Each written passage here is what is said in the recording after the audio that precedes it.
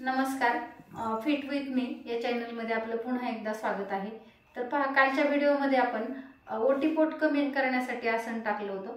तर आज आपण बॅक साइडची चरबी कमी कशी करायची, बॅक सीटची, तर त्याच्यासाठी आसन पाहणार आहोत। खूप छान असं आहे आसन।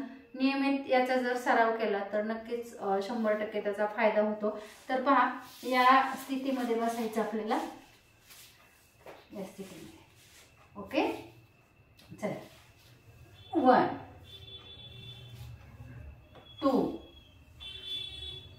3 4 5 6 7 8 9 10। बघा, हे पाठीमागची बॅक साइडची चरबी ती कमी होते। तर निश्चित याचा फायदा खूप छान होणार आहे।